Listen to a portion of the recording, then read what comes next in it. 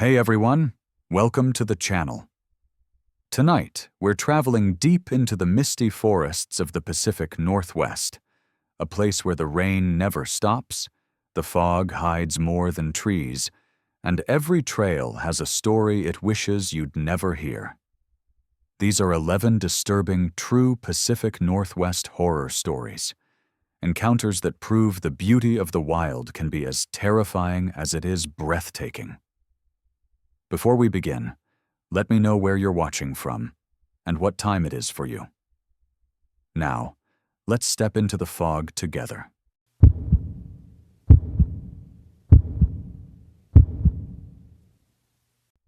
It started with the sound of the horn. Deep, low, and unmistakable, the kind of foghorn that shakes your ribs even if you're standing indoors. I remember freezing mid-step, coffee halfway to my mouth, thinking I must have imagined it. Cole Harbor hadn't had active ferry traffic in years. The last one stopped running before I even got the night shift contract. But the sound came again, louder this time, echoing off the water like it was coming from just outside the terminal. I put down the mug and stared through the office window toward the docks. The lights on the pier were weak, a few buzzing fluorescent tubes that never seemed to stay steady. The water below them was dark, shifting, but empty. No hulls, no ropes swaying, just the slow lap of the tide and the reflection of a blinking red light from a buoy. I waited for movement, a silhouette, maybe a small fishing boat passing through. But nothing. Still, the horn had sounded close enough to rattle the glass on the door. I told myself it was probably a fog signal from one of the maintenance vessels down the inlet, maybe a training drill. You hear weird things when you work nights. Sound travels differently after midnight. It bends, it lingers. I went back to my desk, finished my coffee, and wrote it down in the logbook. 047. Heard horn near dock. No vessel sighted. It was habit more than concern. The company wanted hourly reports.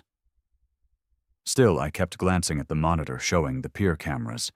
The static pulsed across the screen like breathing. Half an hour later, I heard it again. But this time there was something else. The heavy clank of metal against the bollards, like a ship tying off.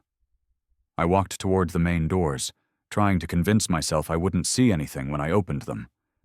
But curiosity wins every time. I stepped outside, flashlight in hand, the beam cutting across the slick wooden planks. The air smelled like diesel and wet rope, sharp and familiar, as if a ferry had just docked moments ago. The ramp was lowered, chains trembling slightly, but the dock was empty. No crew, no passengers. I stood there listening to the slap of the tide. Then came the footsteps. Slow, deliberate, echoing from the far end of the pier. I swung the light around. Nothing. Just mist, coiling low over the boards. "Hello?" I called out, half hoping someone would answer, half praying they wouldn't. Silence. Even the gulls were quiet. Then, in the distance, one of the signal lights blinked. Once, twice, and went dark. When I got back inside, I went straight to the security monitors. The system was old, black and white, and constantly flickered, but you could still make out shapes. On the far right feed, Dock 3, a faint outline shimmered where the ferry ramp ended. I leaned closer. It looked like a man standing near the railing, facing the water. But the timestamp didn't match. The footage was delayed, 10 minutes behind, real time. Still, there he was, motionless, hands resting on the rails. "Okay," I muttered to myself. "Some drunk wandered in, that's all." It had happened before. Sometimes homeless folks tried to sleep in the loading area. I grabbed my flashlight again and headed out. The boards creaked under my boots as I moved toward Dock 3. My pulse was steady at first, but the closer I got, the colder the air felt. It wasn't the usual sea chill. It had that strange stillness, like the moment before something breaks. When I reached the railing, I shone my light out over the water. Nothing. But when I turned to head back, I heard a sound that froze me in place. The low groan of an engine turning over, the kind that belongs to an old diesel ferry. It rumbled once, sputtered, and died. My light flicked briefly, the bulb dimming. Then came the horn again, so close it made my knees buckle. I clutched the railing and looked down. Waves rippled outward from the pier as if something enormous had just moved beneath it. I ran back to the terminal and pulled up the camera feed again. The man was gone from Dock 3. The monitor for Dock 2, however, showed something that made me stop breathing. A ferry. An actual ferry, faintly outlined, the shape barely visible in the static. Its windows were lit, but not like normal light, more like the glow from an old film projector. I could see figures moving inside, blurry and slow, like shadows underwater. I reached for the radio to call dispatch, but the line only hissed. My throat went dry. The ferry on the screen shifted closer, the perspective changing as if the cameras were zooming in by themselves. And then I saw him, a man standing at the bow, wearing my jacket, my reflective patch, my cap. He turned slowly towards the camera and lifted a hand. He was waving. At me. I slammed the monitor power switch off. The office went dark, except for the exit sign. My reflection stared back from the glass, pale, shaking. I told myself it had to be interference. Maybe an old recording looped through the system. The cameras weren't reliable. Still, I couldn't shake the image. The way that version of me had moved, too smooth, too exact. I forced myself to check the live feed again. All monitors blank, just static. Then, one by one, they blinked back to life, each showing the same thing. The ferry docked, fog surrounding it, and the version of me walking down the ramp toward the terminal. I grabbed my keys, ready to bolt. But before I could leave, I noticed the timestamp on the monitors. It wasn't from minutes ago. It was ahead. 02:17 a.m. The clock on the wall read 01:42. It was showing something that hadn't happened yet. I don't remember sitting back down, but I must have, because when I looked again, I was gripping the edge of the desk so tightly my knuckles hurt. The other me was now closer, crossing the main walkway, flashlight in hand. His movements mirrored mine perfectly, even the way his shoulders tensed. But the strangest part was that the lights flickered in sync with his steps, as if the building reacted to him. The only thing that didn't make sense, he wasn't casting a shadow. I shut my eyes, counted to 10, opened them again. Gone. All screens back to normal. The pier, empty. The water, calm. I laughed out loud, a raw, nervous sound that didn't feel like me. "You're overtired," I said. "You need air." I went outside again, forcing slow breaths. The wind off the inlet had picked up, carrying the metallic tang of salt and fuel. Then I noticed the dock lights. They were brighter than before, stretching farther than they should have. And there, faintly visible at the end of the pier, was a faint outline of the same ferry I'd seen on the screen. Lights on, ramp down. I don't know why I walked toward it. Maybe it was the same reason people stare into mirrors when they hear a noise behind them. You know you shouldn't, but you can't not look. The boards creaked under me, each step echoing like it belonged to someone else. The closer I got, the more I realized the ferry wasn't fully solid. The metal railings shimmered, like heat distortion over asphalt. Through the open ramp, I could see faint shapes moving, people, silhouettes in motion, quiet, waiting. Then one of them stepped forward. It was me again. Same jacket, same face. He raised his hand and motioned for me to come aboard. My body locked up completely. I could feel my heart pounding in my ears. Every instinct screamed to run, but my feet wouldn't move. The air around me thickened, not cold, not warm, just heavy. He took one more step forward, and that's when I noticed something I'll never forget. His mouth wasn't moving, but I heard my own voice say, "You're late." I stumbled back, the flashlight slipping from my hand and clattering onto the boards. The beam spun wildly, catching glimpses of his face. It wasn't quite mine anymore. Close, but off. The eyes were darker, the skin too pale, like something trying to remember what a person looked like. Then, in an instant, he turned away and walked back up the ramp. The lights inside the ferry flared, and everything vanished. The sound, the ship, the glow, gone. The dock was empty again, only the quiet slap of the waves left behind. I didn't sleep the rest of that night. When the morning shift came, I quit on the spot. The manager laughed at first, thought I was joking, until I showed him the footage. But when we played it back, the tape only showed me standing alone, staring into the dark. No ferry, no double, just me. A few weeks later, I got a call from the supervisor. He said the new guard quit after one night, claiming to hear horns and see lights out on Dock 2. They thought maybe it was a prank or local kids. But when they checked the system logs, the cameras had recorded something strange. A flicker of movement that looked exactly like me, waving from a boat that shouldn't exist. I've never gone back to Coal Harbor. Sometimes, though, when the weather turns and the wind comes in from the west, I swear I can hear that horn again. Faint, but clear, calling me back like it's still waiting for me to finish the shift I never did. Before we jump into the next story, please like the video and subscribe to the channel. We really need your love and support.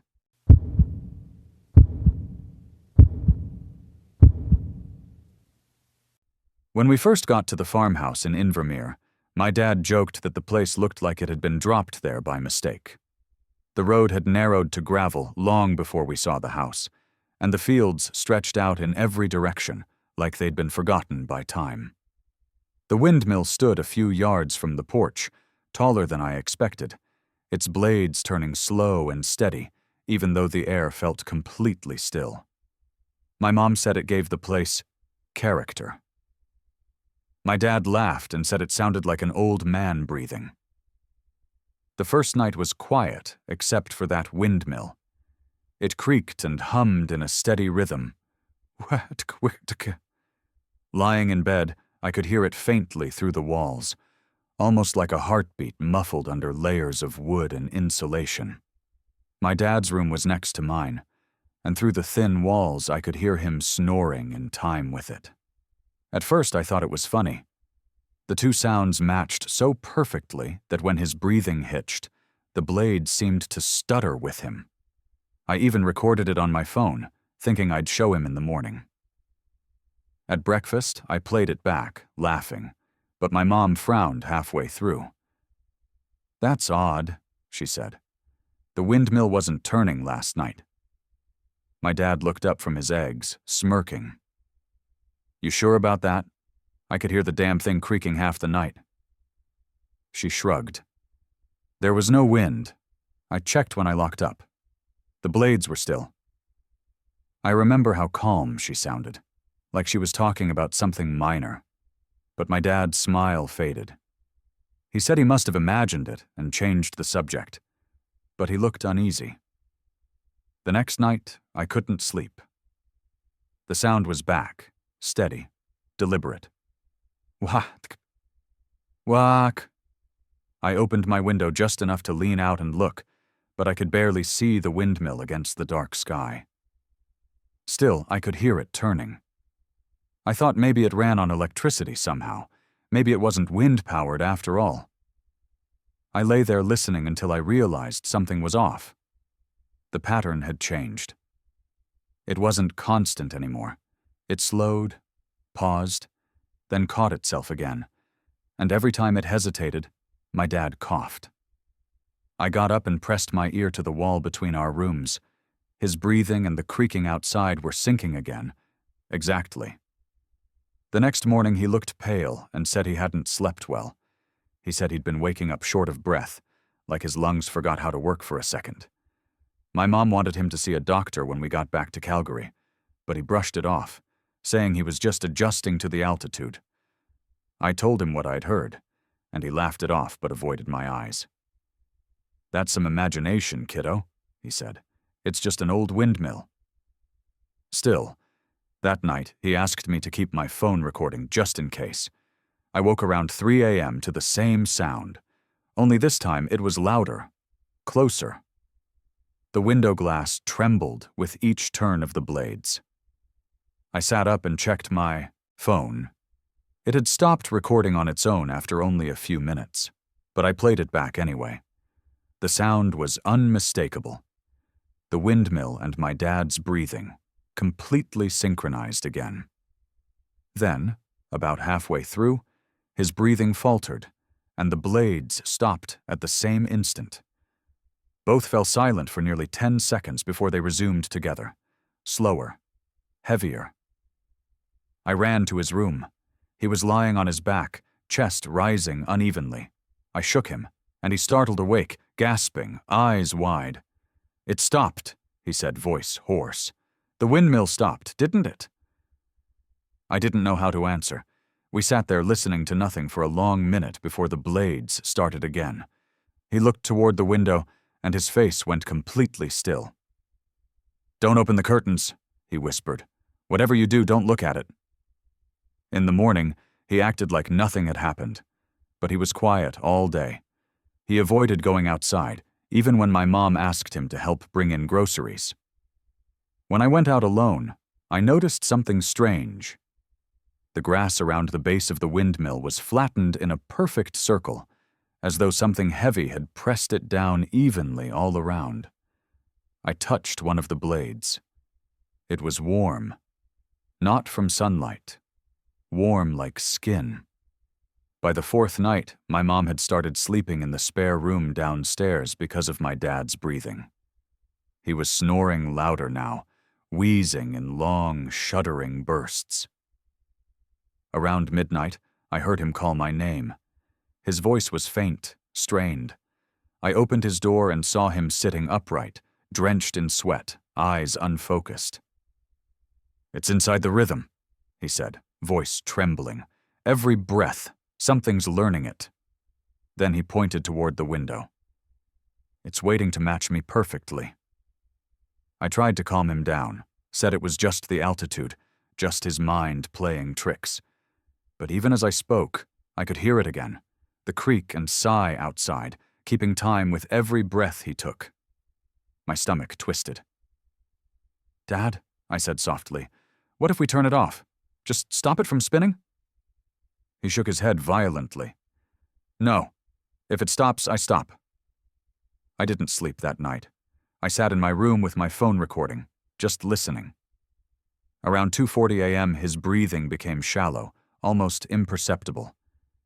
The windmill slowed too, blade by blade, until both fell silent again. I ran into his room. He wasn't breathing. I panicked, shaking him, shouting for Mom. She came rushing in, eyes wide, and before she could even speak, he inhaled sharply, like someone surfacing from underwater. At that exact second, the windmill outside groaned and began to turn again. We left the farmhouse that morning. My mom said she'd demand a refund, but my dad insisted we stay one more night, saying he just needed rest. He looked terrible. Gray-skinned, lips cracked, but he was stubborn.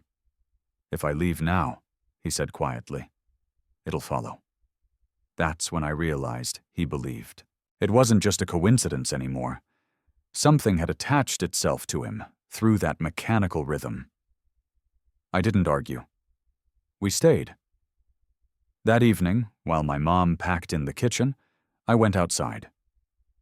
The windmill turned slowly, even though the air was completely still again. I circled it carefully, holding my phone flashlight close. On the wooden base, faint indentations formed shapes, loops, spirals, like the pattern of breathing cycles from a sleep study. Each mark corresponded to an inhale or exhale. At the center, one symbol was deeper, freshly carved, still damp. It looked like a pair of lungs. I backed away, my heart hammering. My phone started buzzing, Mom calling me back inside, but before I could answer, I heard something new. Beneath the creaking, there was a low, wet sound, almost like a sigh exhaled from inside the wooden tower. It wasn't the blades. It came from the body of the windmill itself, deep and alive. I ran inside and slammed the door. Dad was sitting by the window again, staring at the windmill. "It's trying to match you now," he said softly without turning around. "It's listening through your recordings." My stomach dropped. I had played that audio near it multiple times. I wanted to deny it, but part of me felt it too. That strange pull whenever it spun. The rhythm had started to feel familiar, almost comforting in a horrifying way. That night, I deleted all the recordings from my phone. I even turned it off, thinking maybe that would stop whatever was sinking between us. But around midnight, I woke to the creaking again, louder than ever. When I looked out the window, I saw something I still can't explain. The blades weren't turning mechanically anymore. They were pulsing, expanding and contracting like a pair of lungs. And every time they did, I could hear my dad wheeze in time. I ran to his room, yelling for Mom. She burst in behind me, but when we reached him, he wasn't breathing again. She started CPR while I called emergency services, hands shaking so hard I could barely press the numbers. The operator kept asking if there was defibrillation available, but before I could answer, I heard it. Outside, the windmill stopped, just froze mid-turn, and my dad's chest stopped rising altogether. We stayed there until the paramedics arrived, but it was too late. They said it looked like cardiac arrest. My mom sat there in shock, repeating that he'd been fine 2 days ago. I didn't tell them about the rhythm or the sound, or how I could still hear it faintly, even though the blades hadn't moved since. The next morning, as they took him away, I noticed the windmill had stopped completely. Its blades hung motionless, angled toward the house like it was watching. I walked up to it one last time. The air around it felt heavy, humid, like someone breathing too close. I reached out and touched the wooden base again. It was cold this time, completely lifeless. We left that day and never came back. But a few weeks later, I woke in the middle of the night to a soft, familiar rhythm outside my apartment window. What? I thought I was dreaming until I checked the clock, 3:14 a.m., the exact time he'd died. I turned on the recorder on my phone out of instinct, and when I played it back in the morning, the sound matched perfectly with my own breathing as I slept. I sent the clip to my mom. She called me right away, crying. "It's the same," she said. "It's your father's pattern. It learned him." I didn't know what to say.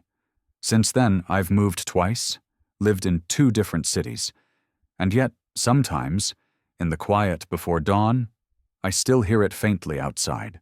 Slow, mechanical, patient. I've stopped recording things. I keep my windows shut, and I don't talk about it anymore. But every once in a while, when the night feels too still, I swear I can hear something turning out there, steady, deliberate, breathing along with me.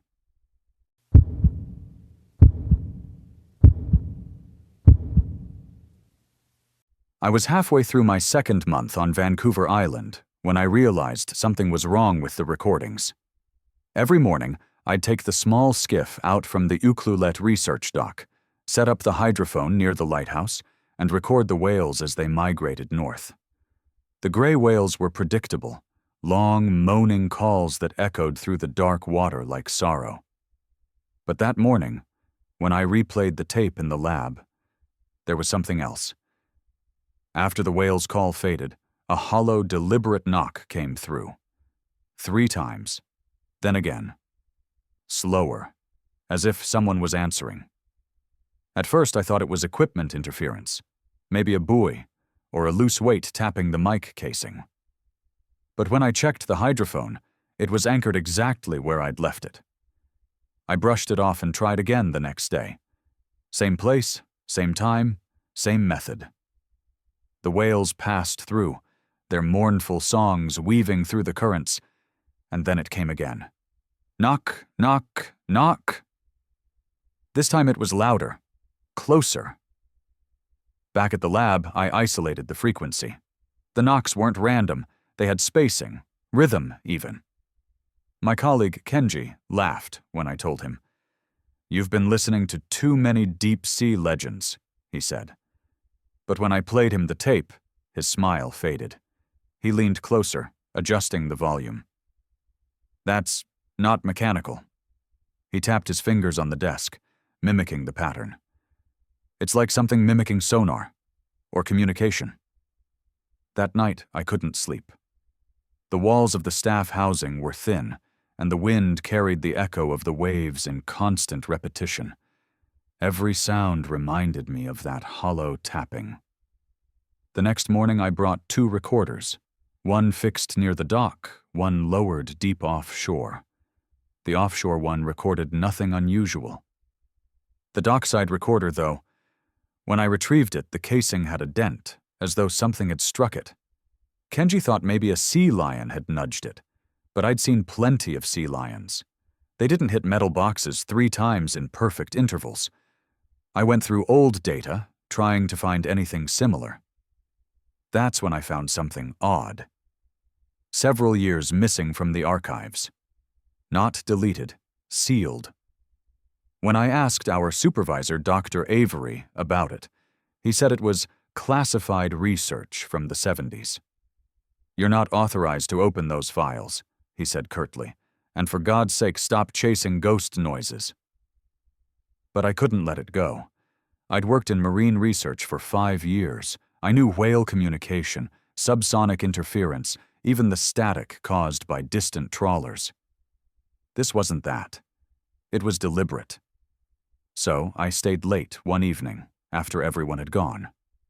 I found the old cabinet in the back of the archive room, labeled 1972, 1974, Acoustic Studies. The files inside were in rough shape, salt-stained, edges curling. Inside were faded photos of 3 scientists at the same lighthouse station. The last log entry was dated March 14, 1974. It said, "Signal responded again. Pattern lengthening. Testing direct reply tomorrow." After that, nothing. No more entries. No closure report. Just status missing at sea. My stomach tightened as I flipped through the papers. There were spectrograms, waveforms nearly identical to mine. The same rhythmic knocks, except theirs evolved. Each recording showing longer patterns, like a growing conversation. I copied what I could, hid the papers in my notebook, and left quietly. 2 nights later, during a storm, I went back out with my recorder. The waves were violent, but the equipment held. I played back the knocks through a waterproof speaker, mimicking the old sequence from 1974. When the echo returned, it came back sharper. Closer. My hands shook as I adjusted the gain. Knock, knock, knock. Then, faintly, another series, different tempo. It was responding. "Kenji," I whispered through the headset. "It's answering." But the radio crackled, no reply. I tried again, louder this time, matching the rhythm with a metal pipe against the boat hull. The last knock came so strong it rattled the hydrophone loose. My light flickered, and the boat rocked violently. I hauled the mic up, nearly slipping, and saw the cable stretched tight, like something below was pulling it. When I yanked it free, a chunk of torn metal casing came up with it. Not mine, older, rusted with faint lettering that read UCL XP 1974. I froze. My breath fogged the air. the same year as the missing scientists. Something had been down there, holding onto their gear for decades. Back at the dock, I could barely speak. Kenji thought I was in shock. When I showed him the fragment, he said, "It's probably a coincidence." But his voice trembled. We both knew better. I stayed up through the night, analyzing the last few seconds of audio before the cable snapped. The pattern was no longer 3 knocks. It was 6, then a pause, then 6 again. When I slowed the playback, the sound wasn't impact anymore. It was resonance, like something massive echoing through an open chamber. I went to Dr. Avery the next morning. "I found one of the 1974 devices," I said, placing the metal fragment on his desk. He stared at it for a long time, then sighed. "You shouldn't have gone digging, Clara." His tone wasn't angry. It was exhausted. "They tried to talk to it," he said quietly. "We don't know what it was, but it remembered." He told me they'd been testing deep acoustic responses to whale communication when they got something back, something intelligent enough to mimic patterns. Then one morning, their entire team vanished. No signs of struggle. Their equipment floated back days later, all recordings erased except one labeled "Return." He looked at me with eyes that seemed hollowed by years of silence. "We sealed everything to stop this from repeating." I left the next day, but I couldn't stop thinking about it. Before I boarded the ferry, I went down to the pier one last time. I played my final recording, the one with 6 knocks, just to hear it again. The sea was calm, empty, but then, from far below, I heard it, one faint tap, then another, slow, precise. I dropped the player into the water and walked away. A month later, I received an unmarked package at my apartment in Nanaimo. Inside was a single cassette tape, unlabeled except for a small number. 1975. My hands shook as I pressed play. The tape hissed for a moment, then a voice, faint, waterlogged, male, whispered through the static. "Still here." Then, softly, 3 knocks echoed before it cut out. I never went back to Ukulele. But sometimes, when I lie awake at night, I swear I hear it again. Faint and rhythmic, somewhere deep beneath the sound of the sea.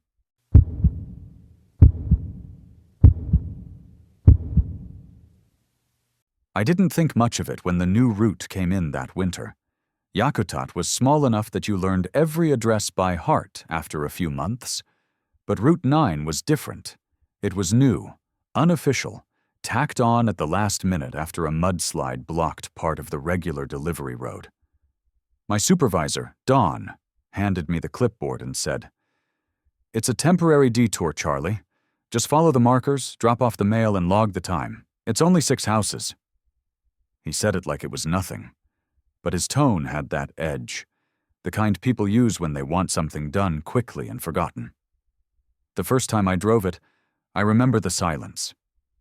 You know how in Alaska, even when it's quiet, there's always wind or water somewhere.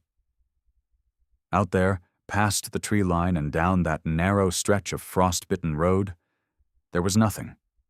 Just snow-packed ruts and 6 small mailboxes lined up beside an old cedar fence. The names were faint, some rubbed away completely, but one stood out. The Ansons. Each box had something in it already. Small packages, envelopes sealed with wax, all stamped but with no return address.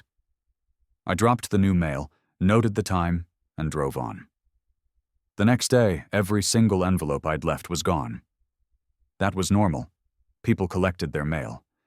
But the strange thing was, there was new mail again. Always 6 pieces, always addressed outward, stamped, and waiting. I thought maybe the family was writing a lot. Maybe they were shut-ins or just kept to themselves. The isolation wasn't unusual up here. But when I looked at the postmarks, they were from Yakutat itself, like someone had already processed them before I even arrived. I mentioned it to Don. He frowned, scratched his beard, and said, "Route 9? You sure that's the code?" I don't have a record of that one. I showed him the clipboard. His eyes went over the paper once, then twice, before he said, "Must be an old template. Keep running it until spring. We'll sort it later." That should have been my cue to stop asking, but curiosity got the better of me. A few weeks in, I started noticing something else. Whenever I turned on to Route 9, the radio would start picking up static. Sometimes, faintly, I'd catch bits of voices. Not full words, just fragments. A name, a number, or a laugh that never sounded quite right. The sound didn't stop until I left the route. It became so consistent that I began to expect it, like the road itself was broadcasting. One Friday afternoon, a local named Agnes came by the post office to pick up a package. She was one of those older women who knew everyone's history. I asked her offhand, "You ever hear of the Ansons? They live out by the ridge, I think. Route 9. Her face changed immediately. "The Ansons," she repeated, then shook her head. "That family moved out before the quake. Their house burned down in the 80s. Whole family gone. You sure that's the name?" I told him. I saw it myself, on the box. She didn't say another word. She just left her mail and walked out. That night, I couldn't sleep. I kept picturing those envelopes, the wax seals, the uneven handwriting. Something about it gnawed at me. So the next morning, I left early and drove Route 9 before sunrise. The mailboxes were there, same as always, but the air felt heavier, like the cold had a pulse. I opened the first box. Inside was a letter addressed to Postman Charles L. Green. My full name. No one called me that but my mother. My hands froze on the envelope. The return address read, "The Anson family, Route 9. I opened it right there. The letter inside was short. It said, "Thank you for remembering us. Keep delivering. We are still here." I stood there for a long time, heart pounding so hard I could hear it in my ears. I didn't show that one to Dawn. I didn't show it to anyone. I burned it behind my cabin that night. But the smell of the paper lingered on my gloves for days. From then on, I didn't want to do the route, but I couldn't stop. Every morning, I'd tell myself I'd skip it, just mark it completed. But something always made me turn down that road. The truck felt lighter there, like gravity loosened. The snow never built up as much as everywhere else, even in the worst storms. I'd pull up, find the same 6 letters waiting, all stamped, all ready, and every one of them addressed to someone who'd died years ago. In February, the static got worse. Sometimes, through the fuzz, I'd hear my own name again, drawn out like someone was calling from under the ice. I tried a different truck, switched radios, even pulled the fuse, but the sound kept coming. Don started asking why my logs took longer. "You stopping out there or something?" he asked. I lied. Said the roads were bad, said I got stuck. Then came the day I saw them. It was late. I'd been rerouted because of a broken bridge, and the sky had that dull glow it gets before a storm. I turned onto Route 9, headlights sweeping across the fence. That's when I saw movement, not close, but just beyond the trees. 6 figures, faint, unmoving, standing in a loose line. They weren't waving or hiding, just watching. I called out, "Mail delivery," like an idiot, because I didn't know what else to do. No one replied. I blinked, and they were gone. That night, I drank too much and decided to end it. No more Route 9. I told Dawn I was sick, stayed home, didn't touch the keys, but at exactly 5 p.m., my truck horn blared outside. I ran to the window. It was my postal van, parked in the drive, engine running, headlights on. I hadn't driven it there. The clipboard was sitting in the passenger seat. When I picked it up, a new sheet was clipped to the top. It read, "March 1st, final delivery Route 9. I don't know why I went. Maybe it was guilt, maybe fear, maybe something else. But I drove. The wind was picking up, visibility was low, and the snow turned to icy mist. When I reached the fence, I found all 6 mailboxes wide open. The letters I'd delivered before were gone.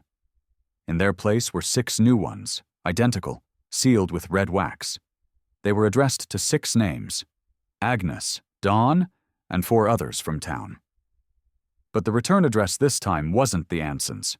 It said, "From Charles L. Green." My stomach dropped. I knew my handwriting when I saw it. The first siren started hours later. Dawn said they'd found my truck halfway down a ravine. I don't remember the crash, only waking up in the hospital, shoulder broken, frostbite creeping up my fingers. The trooper who visited said I was lucky. I told him I must have slid off the road, but he said something strange. Funny thing, though, no tire tracks leading up to the edge. Just stopped, clean. They thought I'd fallen asleep. I didn't correct him. A week later, when they pulled the wreck out completely, the trooper stopped by again. He looked pale. Said there was something I should see. Inside the van, under the floor mat, they found a bundle of letters frozen together, preserved in the ice. Every one of them was addressed to the Anson family. Everyone signed with my name. I asked if they'd opened them. He said no, they were too brittle, frozen solid. The police logged them for evidence and told me not to worry. But I could tell he didn't believe his own words. When I got back to work a month later, Route 9 was gone from the roster. Don said it had been retired.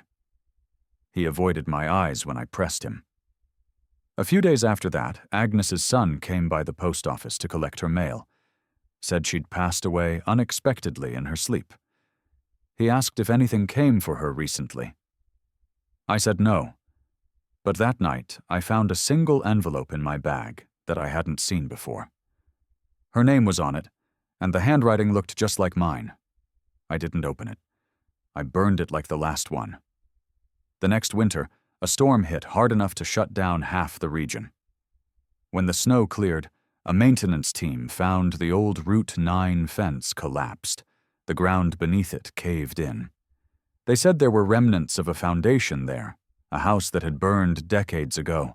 They found fragments of mailboxes, rusted and half-eaten by frost. I left Yakutat not long after, took a transfer job in Anchorage, then later down south. But the strange thing is, no matter where I go, my route always seems to include a house that isn't on the map. Sometimes it's just a mailbox with no name. Sometimes there's an envelope inside. And always it's sealed with that same red wax. 2 years ago, I got a call from an old coworker. He was clearing out archives from the old Yakutat office, and he found something that made him freeze. He said there was a crate, water damaged but intact, filled with letters addressed to me, hundreds of them, all from the Anson family. Each one dated years after. I'd left Alaska. He asked what he should do with them. I told him to burn them. He laughed, thought I was joking. A week later, I got another call. Different voice this time. Police officer from Yakutat. Said my friend had been found in his mail truck, engine running, frozen to death in the driver's seat. The van had crashed near the Ridge Road. The location report said it clearly. Route 9. I've stopped trying to explain it. Sometimes, late at night, I still hear that faint static, even if the radio's off. And when it comes, I swear I can hear the sound of letters sliding into a box, one by one, and a voice saying softly, "Thank you for remembering us." I don't deliver mail anymore, but every time I pass a mailbox, any mailbox, I look at the names and I hold my breath. Because if I ever see the Ansons again, I know exactly what I'll have to do. I'll stop, leave a letter, and keep driving. Because some routes, once you start them, never really end.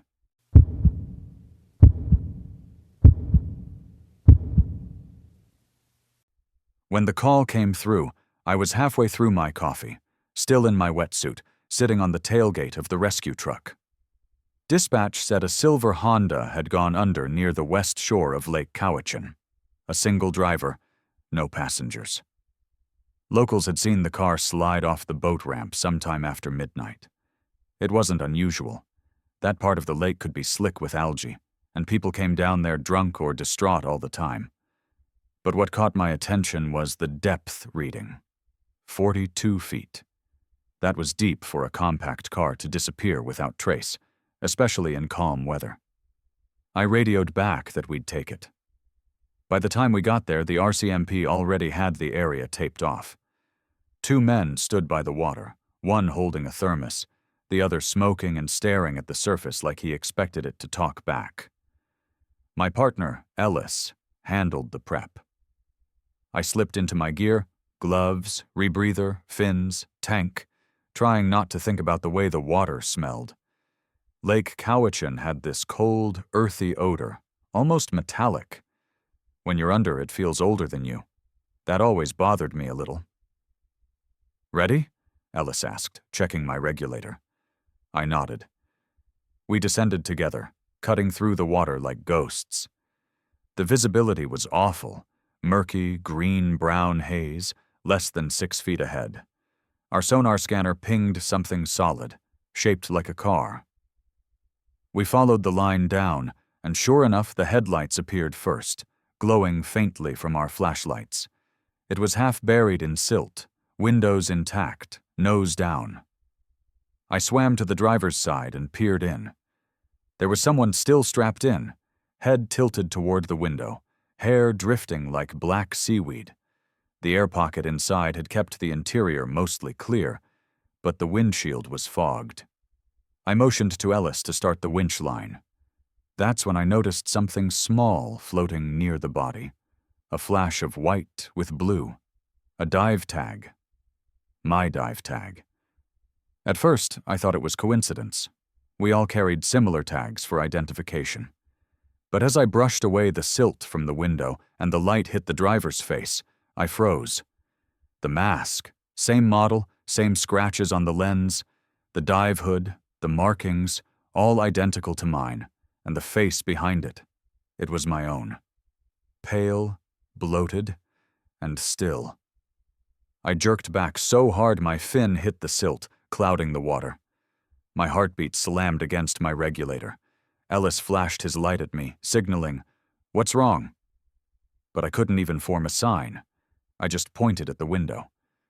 He swam closer, squinted, and gave me a confused look. Then he made the motion for empty. He didn't see anything inside. I grabbed his arm, trying to get him to look again, but the silt was too thick now. My gauge beeped. 10 minutes of safe bottom time left. I forced myself to back away, heart hammering. Maybe it was a reflection. Maybe the water had warped the image. I told myself that as we attached the tow lines and surfaced. But the picture burned behind my eyes. That mask, that face. Mine. Back on shore, I pulled off my gear and sat on the gravel, shaking. Ellis asked if I was okay. I just nodded. I couldn't explain it. The recovery crew used a crane to haul the car out. When they opened the driver's side, the seatbelt was empty. No body, no trace. The local sergeant looked at me like I'd imagined it. "Sometimes gases dislodge the victim," he said. "They float off, show up later." But I'd seen her, me, inside that car. That night, I couldn't sleep. I watched the dive footage on my laptop, frame by frame. The camera was attached to my mask, so it showed exactly what I saw. At first, it was the same. The descent, the car, the silt. But when the light hit the window, the reflection was clearer than I remembered. It wasn't distorted water or glass. It was another diver. Identical gear, identical face, staring back at me.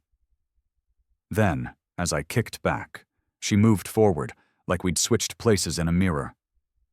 I paused the video and rewound. The timestamp glitched for a second, skipped backward by 1 minute, then resumed. I thought it was a technical fault. But something didn't sit right. I replayed that moment again. This time I noticed her regulator hose was on the opposite side, the mirrored version of mine. I felt a chill crawl up my spine. The next morning, I brought the footage to the department's tech unit. They ran diagnostics. No edits, no digital corruption.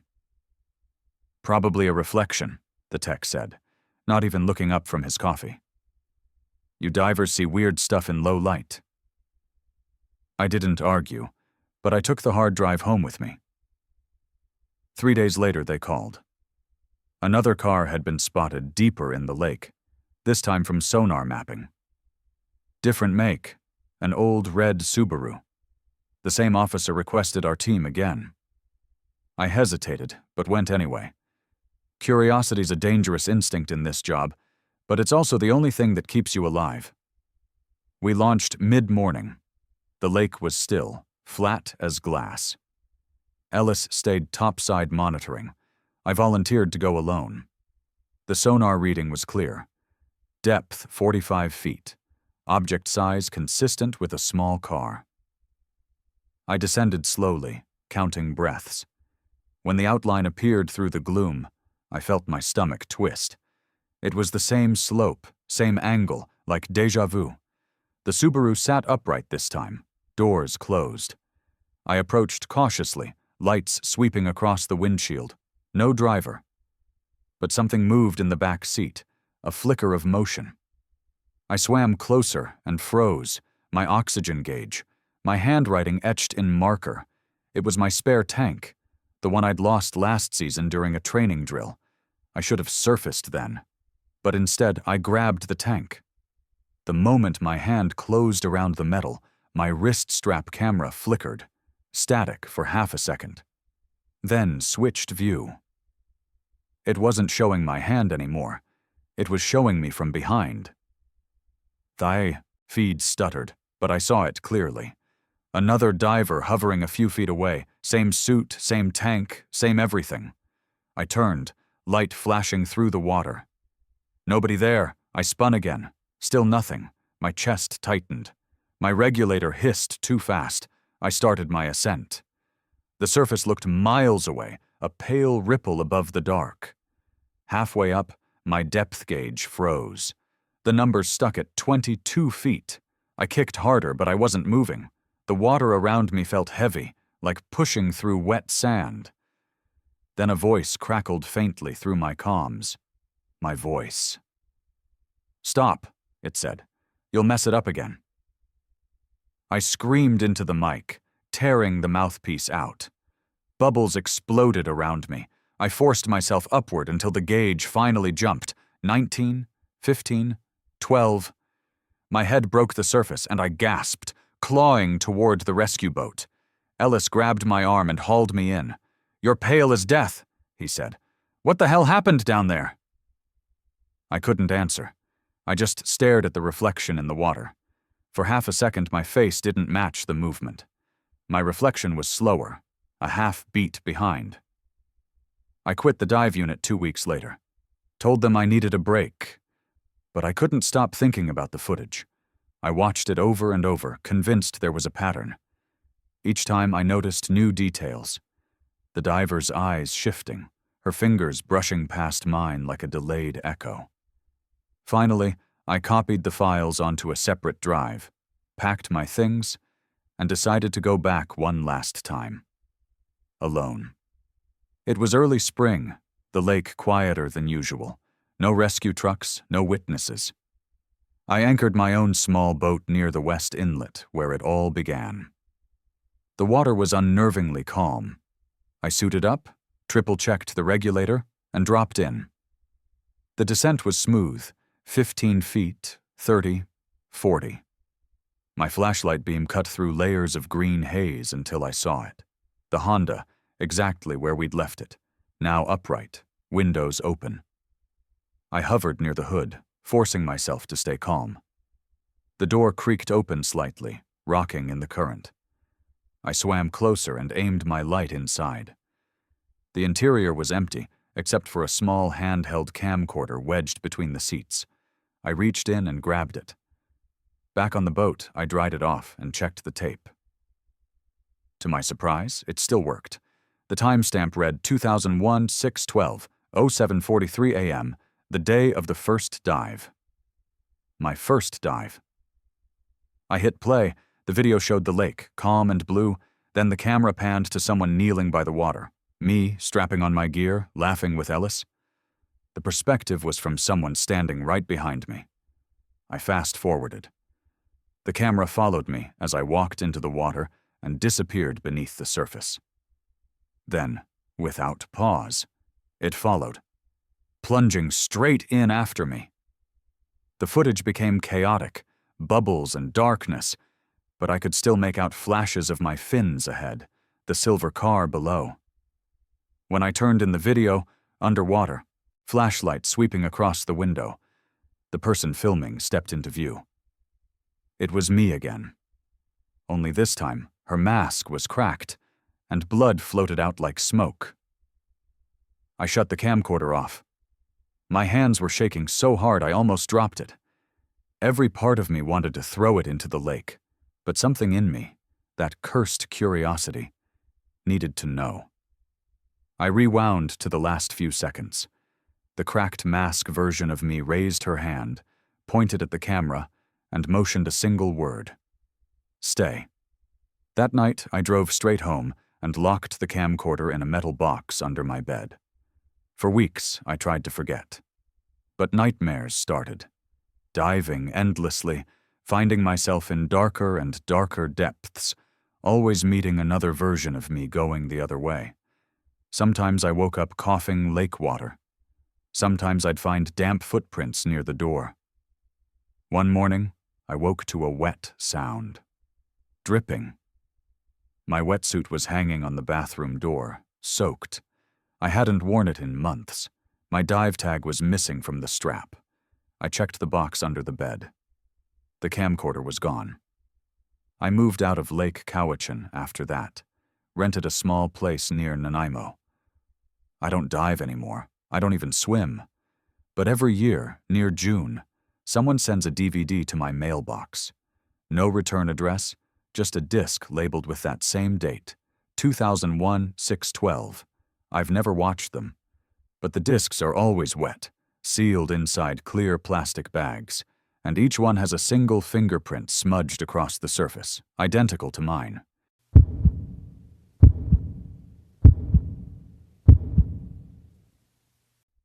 I remember the first time I heard it. That slow, deliberate inhale that didn't belong to me. I was sitting on the edge of the bed, half unpacking my duffel, when it came from the wall behind my head. A low draw of air, like someone pressing their mouth against the logs and breathing in. I froze. Then, just as I leaned closer, it exhaled. A soft, hollow sound, barely human but too rhythmic to be anything else. I told myself it was wind caught between the boards, that old wood does strange things in damp air. But deep down, something felt wrong. The cabin belonged to a retired logger named Ron Matheson, who'd built it himself back in the 70s. I'd rented it for 2 weeks while I conducted a marine life study near Clayoquot Sound. The listing said, rustic charm, fully private, which I'd interpreted as quiet and isolated, perfect for analyzing my samples and avoiding distractions. The first few days were peaceful. The only sounds were waves, birds, and the occasional creak of aging timber. But on the 4th night, after the tide receded unusually far, the breathing began again. It came from the north wall, the one facing the forest. I pressed my palm against the wood, feeling faint vibrations beneath the surface. They matched the sound exactly. Inhale, pause, exhale. The strange part was the rhythm. It wasn't random like a draft. It felt alive, patient, steady. I tried knocking. The sound paused mid-breath, then continued as if mocking me. I backed away, heart pounding. The next morning I called Ron. His voice was gravelly and slow, like someone who'd spent a lifetime shouting over chainsaws. When I mentioned the breathing, he chuckled nervously. "Old logs'll do that," he said. "They expand, contract, sound like lungs sometimes." But when I told him it happened at night, exactly every few seconds. He went quiet. "You sure it's the wall?" he asked. I said yes. Then he said, "Try not to pay it much mind. Cabin's got history. Wood remembers things." That sentence stayed with me all day. Wood remembers things. It was absurd. But I couldn't shake the image. Trees absorbing every gust of wind, every sound, and maybe somehow every soul that touched them. I decided to inspect the walls from outside. I circled the cabin, noting the grain patterns and the joints between the logs. Everything looked normal until I reached the back corner. A section of bark still clung to one log, smoother than the rest. When I ran my fingers over it, I felt an odd warmth, like body heat. I jerked my hand back, staring at my palm. It was damp, but not from rain, from condensation like breath. That night, I recorded the sound. I set my phone against the wall before bed and let it run. The breathing started around 11 p.m., lasted for nearly 2 hours, and then stopped abruptly at 1:07 a.m. When I listened back the next morning, I noticed something else. Every few minutes, between the izuaiza breaths, there was a faint creaking, not random floorboards, but a deliberate shuffle, like someone adjusting their position inside the wall. I replayed it until I felt nauseous. I decided to dig deeper, literally. I borrowed a mallet and chisel from the tool shed and pried open one of the inner panels the next afternoon. Beneath the layer of varnish was dark, fibrous wood, denser than I expected. It smelled strange, earthy, but metallic, like wet coins. As I scraped deeper, a fragment broke off and revealed something pale underneath. At first, I thought it was a root, but when I picked it out, my stomach dropped. It was a tooth. Human, small, discolored, but unmistakably a tooth. I didn't know whether to call the police or Ron first. I chose Ron. He took a long time to answer. When I told him what I'd found, he sighed heavily. "You weren't supposed to touch the walls," he said. I demanded to know what he meant, but he only muttered, "It's complicated," before hanging up. I sat there in silence, staring at the gap I'd opened, half expecting another breath to push through it. That night, the breathing grew louder, closer, deeper, more labored. It was no longer coming from one wall, but from all around me, as if the entire cabin inhaled in unison. I pressed my hands over my ears, but the vibrations crawled through the floor and up my legs. I ran outside into the dark, gulping cold air. From the yard, I could see the walls subtly shifting, flexing inward and outward like lungs. I wanted to scream, but the sight paralyzed me. The next morning I drove into town and found an old archive building run by the Tofino Heritage Society. I asked about Ron's cabin, pretending I was doing environmental research. A volunteer helped me look through some property records. What I found made my blood run cold. The lumber used for Ron's cabin wasn't from any commercial mill. It had been taken from an unregistered site inland, land belonging to the Ahusat Nation, near a sacred burial grove. The area had been sealed off decades earlier after protests about illegal logging. Ron's name was on the permit request. I left the archive shaking.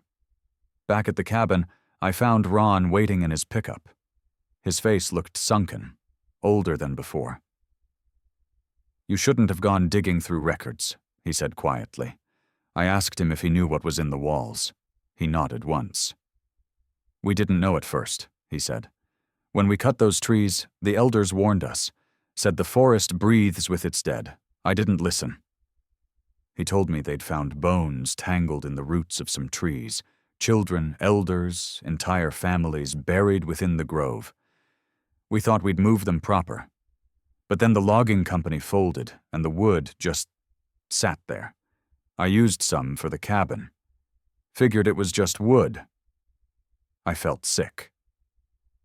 "You built a house out of graves," I said. He didn't deny it. After my wife died, the house started to breathe, he said, almost whispering. Same as you heard. Sometimes I'd wake up with her name echoing through the boards. I thought it was comfort. I was wrong. He begged me to leave that night, said he'd tear the place down in the morning. I packed up immediately. But as I loaded my car, I noticed something strange. Every time I stepped away from the cabin, the breathing quickened, almost desperate, as if begging me to stay. I slept in my car near the beach. Around 3 a.m., I woke to tapping on the window. Ron stood outside, pale and shaking. "It won't stop," he said. "It's louder now. Please, come hear it." Against my better judgment, I followed him back. The sound was unbearable, not just breathing anymore, but moaning, low, mournful tones seeping through every beam. Ron shouted over the noise, "It's angry! It wants back what's missing!" I asked what that meant. He pointed toward the panel I'd pried open. "The tooth," he said. "Put it back." We went inside together. The air felt thick, like the cabin itself was holding its breath. I placed the tooth back into the opening, pressing it into the crack. For a moment, everything went still. Then the cabin exhaled, a single massive rush of air that knocked me backward. The lights flickered, dust rained from the ceiling, and Ron screamed. I crawled toward him, but his body was contorting, his chest collapsing inward, as though something inside the cabin was breathing through him. I dragged him outside, but he was gone by the time we reached the porch. Not lifeless, but gone, his body hollow like an empty shell. His skin sagged, his eyes glassy. When I touched his arm, it folded like thin bark. Behind us, the cabin gave one last long inhale, then fell silent. I called the authorities at sunrise. They searched the area, took my statement, and retrieved Ron's body. The official report listed it as cardiac arrest. No mention of the cabin's behavior or the tooth. They confiscated my phone recording but never contacted me again. I drove back to Vancouver and tried to forget. But 3 months later, I received a small package in the mail. No return address. Inside was a single wooden shaving, smooth, curved, and still warm to the touch. When I held it to my ear, I swear I could hear a faint breath. I burned it that night, but the sound didn't stop. For weeks afterward, I'd wake in the middle of the night and hear the same steady rhythm through my apartment wall. Inhale, pause, exhale. My neighbors swore they heard nothing. I started sleeping with headphones, but even through the music, it crept in. Once, I pressed my ear against the wall and whispered, "What do you want?" The reply came, soft but distinct, a child's voice, saying, "Home." That's when I realized what Ron meant about the forest breathing with its dead. The wood wasn't haunted. It was still alive, still remembering the bodies it had once held. The tooth, the warmth, the voices, they weren't trying to harm us. They were calling for return, for rest. But we'd taken their bodies apart, turned their graves into shelter, and then wondered why the walls sighed. A month later, I went back to Tofino. The cabin was gone, burned down in an apparent accident. The land was fenced off, posted with warnings from the local council. I met one of the Ahusat elders, a quiet man named Eli. I told him everything. He listened without interrupting, then said, "The forest doesn't forget, it only waits to be heard." I asked if I was cursed. He smiled faintly. "Not cursed," he said, "chosen to remember." Now, years later, I still wake sometimes to the sound of breathing. It's gentler now, less demanding. Sometimes I think it's just the old pipes in my building, or the wind pushing against the siding. But every so often, it matches the rhythm of my own chest. In, pause. Out, as if something beyond me is keeping time. And when it does, I stop fighting it. I just listen. because maybe that's all the dead ever wanted, for someone to finally hear them breathe again.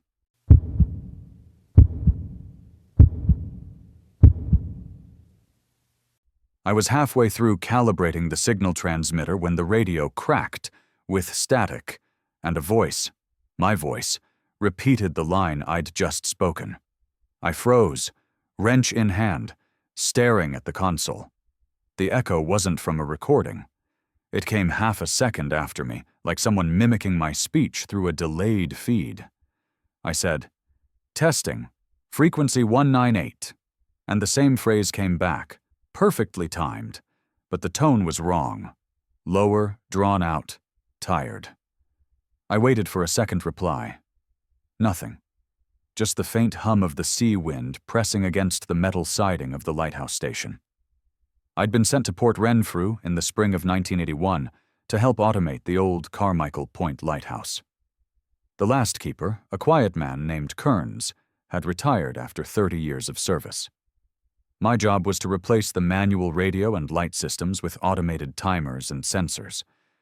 It was lonely work, but I liked it. A week of isolation, no bosses, no noise, just mechanical logic and the soft static of my tools. I stayed in the technicians' quarters below the light tower. A narrow space with one cot, a table, and an old radio console connected directly to the main relay. Every morning, I'd log signal reports, calibrate frequencies, and test the new relay to the Coast Guard. Everything was routine, until that voice started repeating me. I replayed the recording buffer. Nothing. No trace of duplication. It was as if the radio had spoken only in real time. I brushed it off as feedback from the Coast Guard tower, or maybe interference bouncing off the cliffs.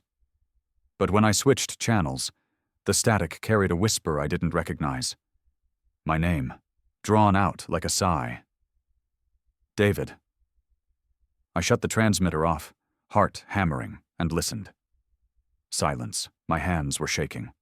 The only other time I'd heard my name spoken like that, quiet, almost pleading, was from my younger brother Sean, the night before he drowned 12 years ago. That night, I couldn't sleep.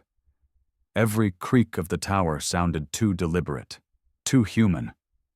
Around midnight, the automated lamp flickered once, though it shouldn't have. I went upstairs to check the relay box. Everything was normal. Then the radio lit up on its own. The dial spun, stopping at 192 kHz, an inactive channel. Static hissed, followed by my own voice saying, "Copy that, beginning sequence." I hadn't spoken. I stared at the speaker, throat dry, as another voice overlapped, Sean's voice. "Don't leave it on, Dave." I swear my knees nearly gave out. I whispered, "Who is this?" But the response came instantly, faint but clear. "You left me here." The signal meter flicked red. I switched off the radio, but the sound continued for several seconds, even without power. When it finally stopped, the tower light went dark for exactly 7 seconds before flicking back on. My logbook showed a brief voltage drop, an impossibility given the isolated grid. The next morning, I drove the station jeep into town for new parts. I told the supply officer about the voltage dip. He just shrugged, said it was probably coastal interference. Nobody mentioned anything about the voice. They wouldn't have believed me anyway. I spent the rest of the day tightening the relay system, grounding every line I could find. By evening, I'd convinced myself it was a technical issue, an echo, a bleed from another frequency. When I keyed the mic to test again, I said, "Signal check, Carmichael to base." A few seconds later, my own voice came back. Then another one, lower, familiar. "Signal received." I leaned in, goosebumps rising. "Identify yourself." Silence then. "Sean." My hand froze on the switch. The sound wasn't a recording, it was alive, breathing. I could hear him inhale before each word. I whispered, "You're not real." The voice replied, "You were supposed to come with me." My mind raced. I'd been 15 when Sean drowned off the coast near Nanaimo. We'd been night fishing without telling our parents. He fell overboard when the line snagged his ankle. I dove after him but couldn't find him in the dark. His body washed up 2 days later. I hadn't spoken his name out loud in years. Hearing it now, in that tone, felt like someone was squeezing my chest from the inside. The radio stayed quiet the rest of the night, but I couldn't stop thinking about it. I checked the logbook again, and that's when I saw it. Entries I hadn't written. Perfectly neat lines dated for the last 3 nights. 0220, testing relay, voice confirmed. 0314, secondary response logged. 400, brother acknowledged. The handwriting was mine, every curve, every slant identical, but I hadn't touched the book after 10. I tore the page out and burned it in the stove. The smell of singed paper filled the small room. When I went to bed, I left the radio unplugged, the cables wrapped in tape. I told myself I'd leave in the morning. But when dawn came, the radio light was on. Still unplugged. The frequency dial had turned to 198 again. The logbook, new page, read, "He's not leaving." My breath caught. I grabbed the radio, yanked it off the shelf, and slammed it against the wall until it cracked. I threw the pieces outside, down the rocky path. I stood there, chest heaving, looking at the sea churning below. The wind cut through me, cold and raw. I told myself it was over. Then I heard static behind me. From inside. From the speaker upstairs connected to the beacon system. "You can't leave me in the dark again, Dave." It was Sean. Calm, almost tender. I turned slowly toward the tower, every muscle tense. The spiral staircase groaned as I climbed, flashlight shaking in my hand. The top room smelled like oil and salt. The glass panes of the beacon lens glowed faintly, though the power box was off.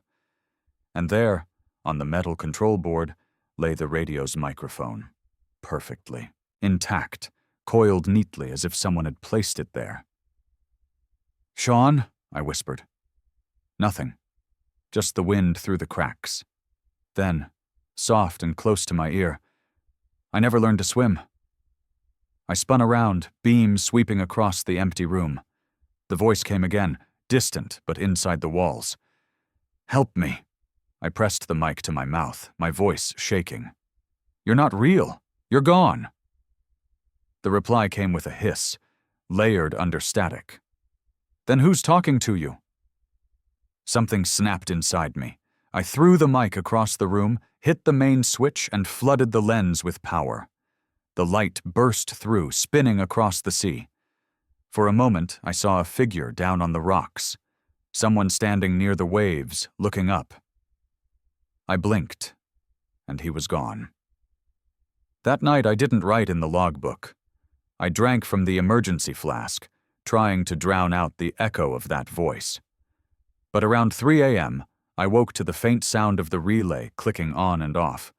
The tower light rotated, then stopped mid-spin. The radio came alive again. "You left me," Sean said. I couldn't take it anymore. I ran up the stairs barefoot, shouting, "What do you want?" The speaker buzzed. "Finish it." "What?" "The message." "What message?" he whispered. "The one I never sent." I looked down at the logbook still open on the table. The pen moved slightly, just a tremor at first, then letters forming on their own. Coordinates 48526N, 124.691W. My whole body went cold. That was near the bay where Sean had drowned. I grabbed my coat, my flashlight, and the handheld radio, and drove the Jeep toward the shoreline. The rain started halfway there. The road turned to mud, tires slipping. When I reached the cliff edge, I switched off the engine and listened. The waves crashed below. I keyed the mic. "I'm here. What do you want me to see?" Static. Then, faintly, "I'm below." I followed the narrow path down to the shore, flashlight bouncing over the rocks. My shoes filled with water. The radio crackled again. "You hear it?" Hear what? The signal. I stopped. The wind was low, but beneath it came a soft, rhythmic beeping from the surf, like Morse code. I crouched near the water. The sound was coming from beneath the tide, steady and mechanical. I held the mic close. What is this? His voice, almost breaking. I called you that night. I froze. My brain tried to make sense of it. You didn't have a radio. You built one for me. That was true. When we were kids, I'd made him a crude walkie-talkie from spare parts. We used to talk across the yard, pretending we were coast guards. The memory hit me like a wave. The signal beeped faster. I waded into the surf. My flashlight hit something metallic, half buried in seaweed, an old emergency transceiver, rusted but still blinking. I pulled it out, coughing as water hit my face. The light blinked in sync with the beeps, spelling something. D-A-V-E. Staggered back, shouting, "This isn't possible!" The sea rose higher, waves clawing at my legs. The radio in my hand hissed again. You found me. Then a burst of static so loud I dropped it. When I looked back at the water, the blinking had stopped. I ran. By the time I reached the tower, dawn was breaking. My hands were bleeding, knees scraped raw. Inside, the logbook was open again. Last line reading, "Message received. Proceeding to standby." I quit that job the next day. The agency thought I'd had a breakdown. Maybe I had. But before leaving, I did one last check of the transmitter logs. Between 3 and 3:10 a.m., a recorded signal had been received from coordinates 48.526 N, 124.91 W. Source, manual operator, Carmichael Point. But no manual operator was registered that night. I moved inland after that, took a job fixing traffic signal boards, never went near another lighthouse again. But 2 weeks ago, while cleaning out old boxes, I found that same logbook in my garage. I never brought it home. The cover was warped, water damaged, but the ink on one page was still fresh. Just one line, dated the day after I left. Still here, waiting for you to answer back.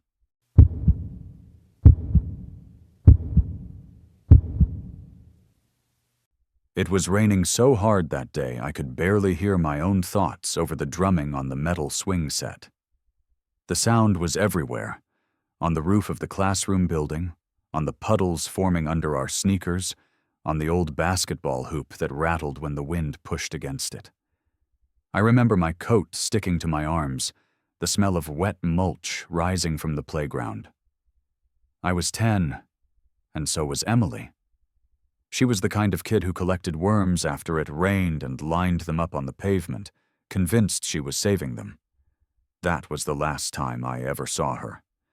We weren't supposed to be outside that long, but the teachers were late calling us in. A thunderstorm had rolled in faster than expected, and most of the kids ran to the covered area by the gym. Emily stayed behind, near the puddles by the slide.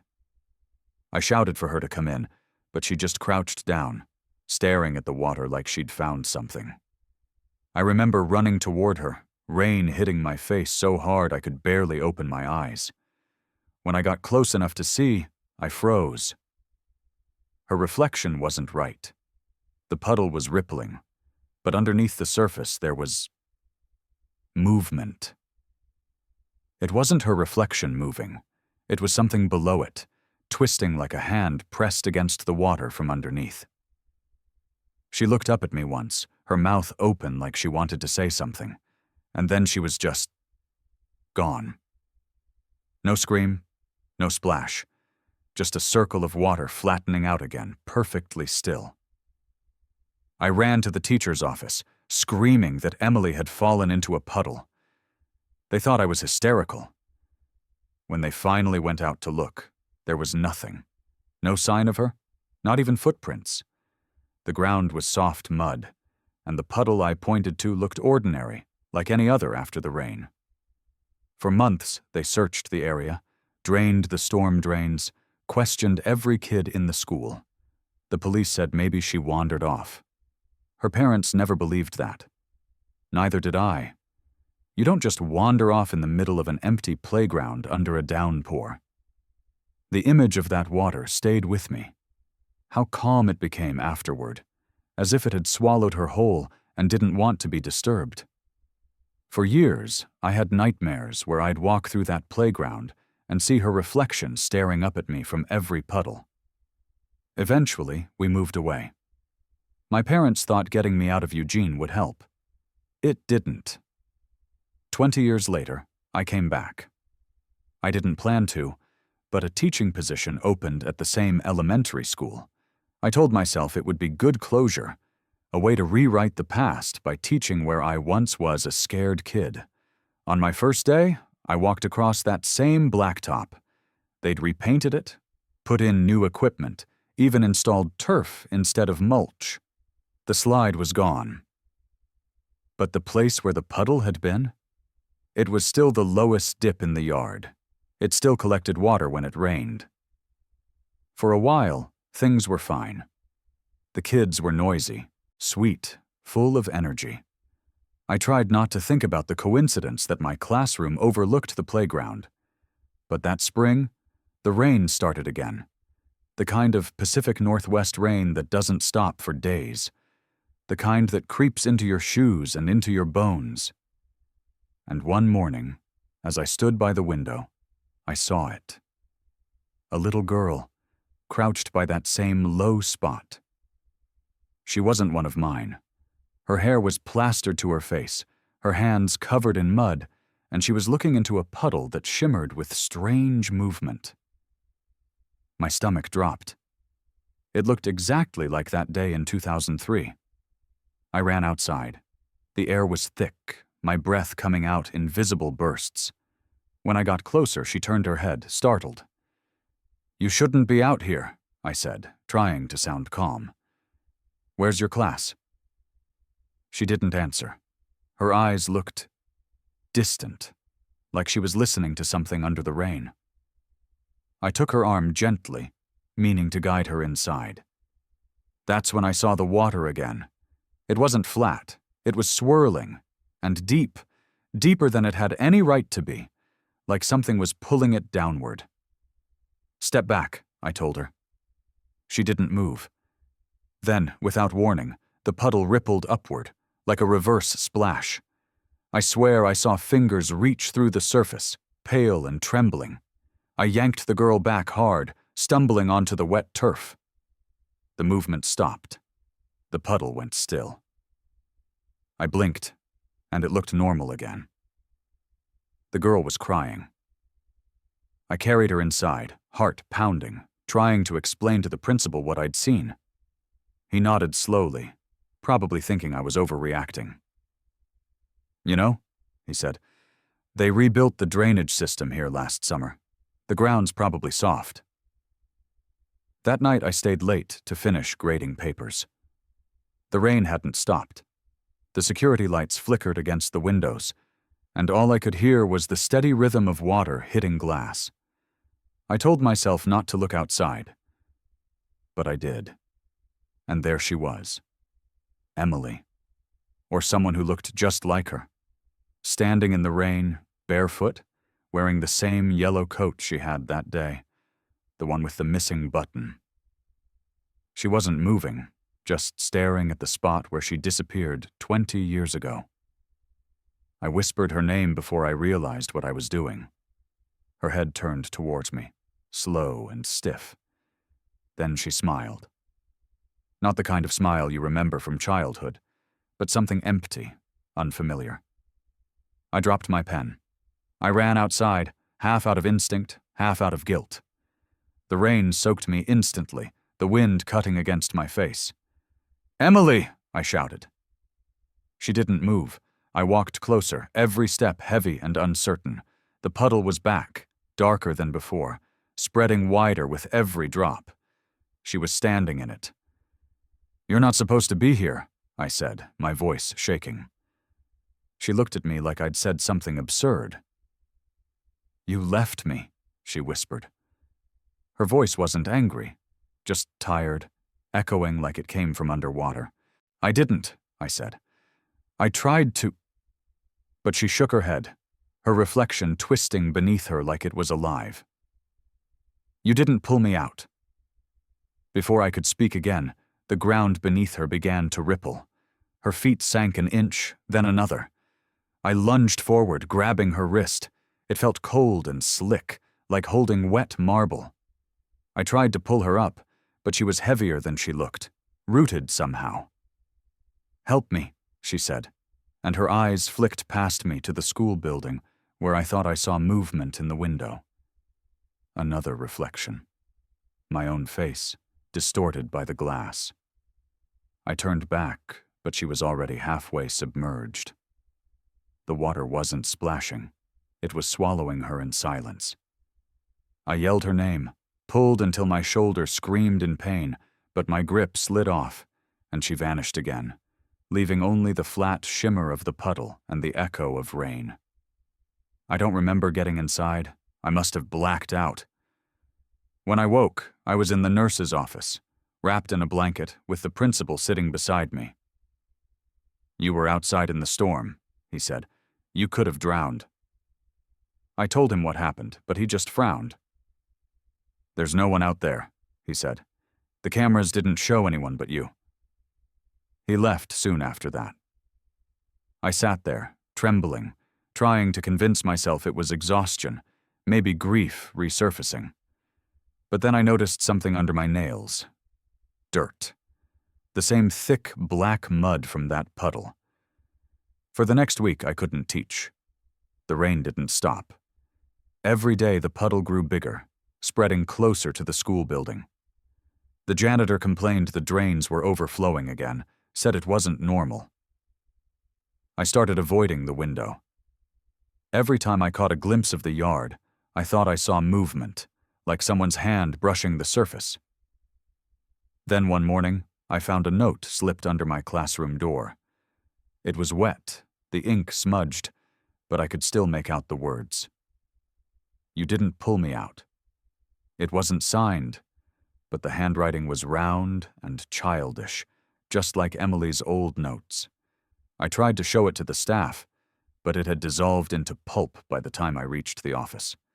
That's when I knew I had to leave.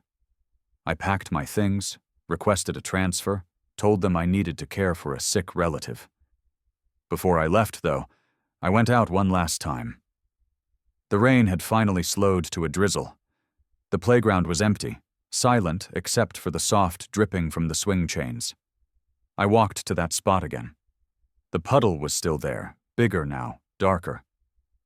I knelt down and looked into it. My reflection wavered. Then another appeared beside it. Emily. She didn't look angry anymore, just sad. Her lips moved, forming words I couldn't hear. I leaned closer. The surface trembled like breath. "I'm sorry," I whispered. "I should have helped you." The water stilled. Something strange happened then. Quietly, almost gently. The puddle began to drain. Slowly, the water pulled back into the earth until there was only wet soil left behind. I stared, waiting for something else to happen, but nothing did. The clouds broke for the first time in weeks. For a moment, I thought maybe it was over. Maybe she was finally at rest. I left Eugene that night. That was 3 years ago. I don't teach anymore. I moved north, took a job at a community center near the coast. Life feels quieter here. But sometimes, when it rains the way it did that day, steady, relentless, echoing off the windows, I still see puddles form outside my door. I try not to look too long, but every now and then, I catch a reflection that isn't mine.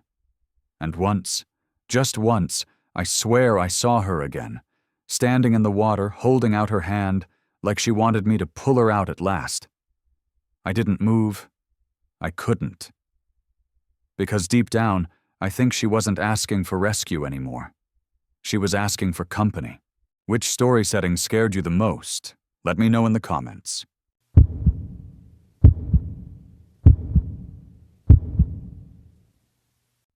You ever have one of those moments where something familiar feels just slightly wrong? Like a song you've known your whole life suddenly skips a beat you've never noticed?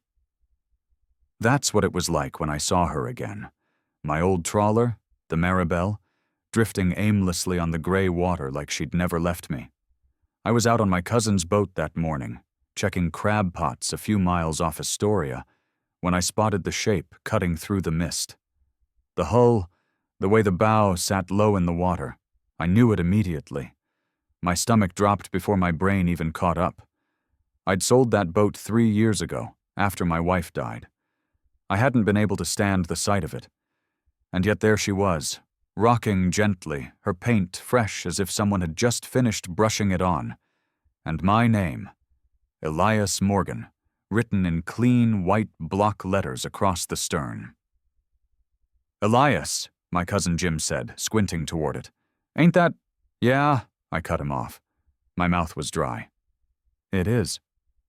We idled closer, the outboard motor humming low. I don't know what I expected. Maybe some new owner who'd repainted her for nostalgia. Maybe just coincidence.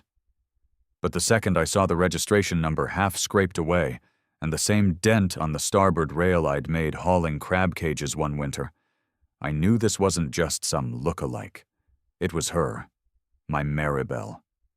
She drifted broadside, slow and eerie, her lines slack in the water. I called out, once, twice, but there was no answer. No movement. Jim muttered that we should radio the Coast Guard, but I shook my head. I couldn't leave her there. That boat had been my life once, mine and Lena's.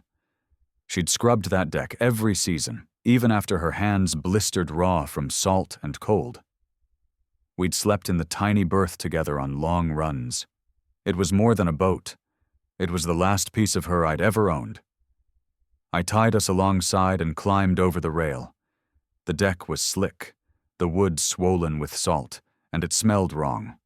Not just of rot or fish, but of something preserved, like brine and perfume. I froze when I realized what scent it was. Lena's old lavender oil. I hadn't smelled that in years. Everything looked as it had when I'd sold it, except cleaner somehow. The nets were coiled neatly. The cooler was empty but washed spotless. A photo of Lena, the one she'd glued to the cabin bulkhead, was back where it used to hang, perfectly dry, not a hint of sun fading. I pressed my fingers to it, and it felt almost warm. Jim climbed aboard behind me, muttering under his breath, asking what the hell we were looking at. I didn't have an answer. We went below deck. The small cabin light flickered. The battery must have been running low, but the engine gauges looked like they'd been serviced yesterday. I ran my hand along the counter, feeling an odd layer of moisture, like the boat was sweating. Jim crouched by the cooler compartment and frowned. "You hearing that?" he whispered. I held still. Faintly, beneath the creak of the hull, came a wet, slapping sound, rhythmic, slow, like something brushing against the hull from inside the storage bay. I lifted the hatch. The smell hit first. Not dead fish, not decay, but something human, something that made me reel back. Jim gagged. The storage nets were full, tangled with bits of soaked fabric and something pale glimmering in the shadows. At first, I thought they were old clothes, maybe rags. But then I saw a familiar pattern, the faded pink of Lena's favorite scarf, the one she'd worn the night before the storm took her. And beneath it, something small and silver, her wedding ring, the one I'd buried with her. My throat closed. I reached in without thinking. The net was heavy, and when I pulled, water spilled across the deck, carrying with it little bits of things I couldn't make sense of. Buttons, shells, strands of hair. Jim shouted for me to stop, but I couldn't. I kept dragging the net up until it revealed a canvas bundle tied with nylon rope. I cut it open with my knife, my hands shaking so badly the blade nearly slipped. Inside were Lena's belongings, her yellow raincoat, her old fishing gloves, even the silver locket she used to wear that had my picture inside. Every single thing I'd placed in her casket. I remember because I'd done it myself. Jim backed toward the ladder, muttering, "We need to leave, Elias. This ain't right." But I wasn't listening. My mind was unraveling, trying to find logic. Maybe someone had dug her up. Maybe some sick prank. But how would her things end up here, in a boat I'd sold years ago, drifting miles from shore? I opened the locket. My picture was gone. Instead, a slip of wet paper sat inside, my name written in her handwriting. The slapping noise returned, louder now, coming from under the floorboards. I crouched, pressed my ear to the wood. Something moved below, slow and steady, like the rhythm of breathing through water. I pried up one of the boards with my knife. The light flickered again, dimming to orange, and the cabin filled with that lavender scent until I could barely breathe. When the board lifted, a gush of water spilled out, dark and thick, reeking of the sea. And there, in that blackness, I saw a hand. Pale, swollen, fingers webbed with strands of seaweed. It moved once, almost tenderly, brushing the edge of the wood. I stumbled back, choking out Lena's name. The hand sank away, vanishing into the water below as if it had never been there. Jim grabbed my shoulder, pulling me toward the ladder. "We're leaving now." His face was white, his eyes glassy, but I couldn't move. Every part of me screamed to stay, because somehow, somewhere in the madness, I felt her, not as memory, not as grief, but present, watching, waiting. I stumbled topside, gasping. The sky had gone darker, clouds heavy and low. The other boat was drifting farther than it should have been, the rope between us slack. Jim jumped first, yelling at me to follow, but I lingered one last second, staring at the helm. There was something resting on the wheel, her old hairbrush, bristles crusted with salt. I climbed over just as the rope snapped. The Maribel began drifting backward, faster than the current could carry her. The engine wasn't on. I could see the idle switch from where I stood, but she was moving like she had purpose.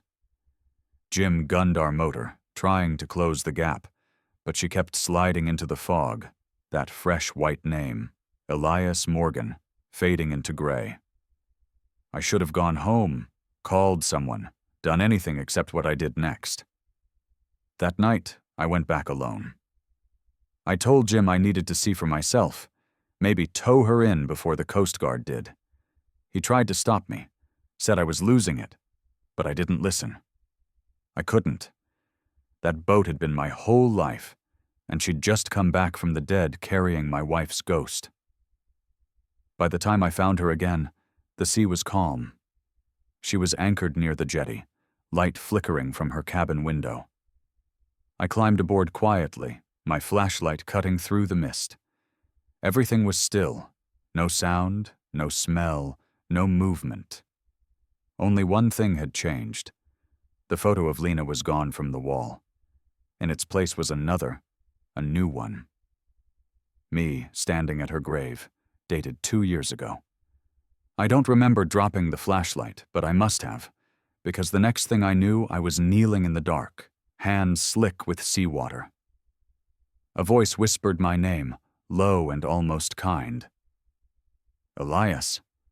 It was hers. I swear to you, it was her. I turned toward the sound, and for a split second, I saw her in the reflection of the cabin window, hair floating like she was underwater, eyes open and steady. She wasn't smiling. She looked disappointed. Then came the water. It started pouring through the seams of the hull like veins bursting open, filling the cabin faster than I could think. I scrambled for the hatch, kicking against rising water, shouting her name over and over. My boot hit something soft beneath me, her coat, or maybe what was left of it. The lavender smell filled my lungs until I could barely breathe. I hauled myself onto the deck, coughing, the sea lapping at my knees. The Maribel groaned like she was exhaling her last breath. I jumped overboard just before she went under. She didn't sink quickly. She lowered herself slow, almost graceful, the bow dipping first as if nodding goodbye. When the stern slipped below, the white paint of my name was the last thing I saw before she disappeared completely. I swam until the harbor lights came into view. They found me half-conscious on the rocks, shivering and rambling. I told the Coast Guard what happened, about the boat, the nets, the hand, but when they went out they found nothing. No wreckage, no oil slick, not even a buoy. Just open sea. They said maybe I imagined it, maybe I'd had a breakdown. I almost believed them. 2 weeks later, though, I got a call from a salvage diver out near Tillamook Head. He'd found a half-buried hull wedged in a reef, name still visible under the coral. The Maribel. They brought up a few things from inside, mostly debris and waterlogged junk. But one item was pristine. Lena's silver locket. The one I'd buried her with. Only now, inside, the photo wasn't mine. It was of her, standing on the deck, smiling, with the sea behind her, and she was holding something small and white in her hand. When I looked closer, I realized what it was. A paintbrush. I haven't gone back to sea since. I still live here in Astoria, in the same small house we shared. Some nights, when the fog rolls in thick, I swear I can hear a faint engine hum out beyond the bay, slow and steady like an old heartbeat. I tell myself it's just the tide, or some trawler passing through. But then I catch a whiff of lavender, and the floorboards creak under my feet, the same rhythm as the sea. And that's when I know she's near again. Not haunting me, no. Just waiting, like the water does, for me to come home.